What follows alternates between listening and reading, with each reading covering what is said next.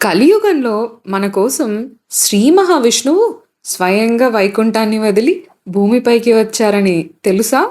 వైకుంఠంలో జరిగిన ఆ సంఘటన వల్ల దేవలోకమే కదిలిపోయింది. పురాణాల ప్రకారం ఒకసారి మహర్షులందరూ కలిసి త్రిమూర్తుల్లో ఎవరు గొప్పవారో తెలుసుకోవాలని నిర్ణయించుకున్నారు. ఆ బాధ్యతను మహర్షి భృగువుకి అప్పగించారు. మొదట భృగు మహర్షి బ్రహ్మదేవుడి దగ్గరకు వెళ్ళారు. కానీ బ్రహ్మదేవుడు సరస్వతీదేవితో మాట్లాడుతూ భృగువుని గమనించలేదు. దీంతో కోపం వచ్చిన భృగు మహర్షి అక్కడి నుంచి వెళ్ళిపోయారు.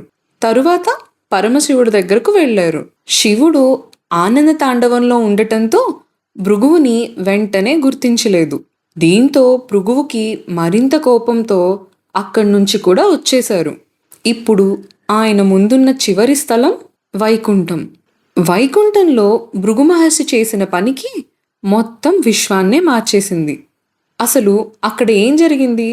దానివల్ల మహాలక్ష్మీదేవి ఎందుకు వైకుంఠాన్ని వదిలి వచ్చేశారు? ఇది తెలుసుకోవడానికి పార్ట్ 2లో చూడండి.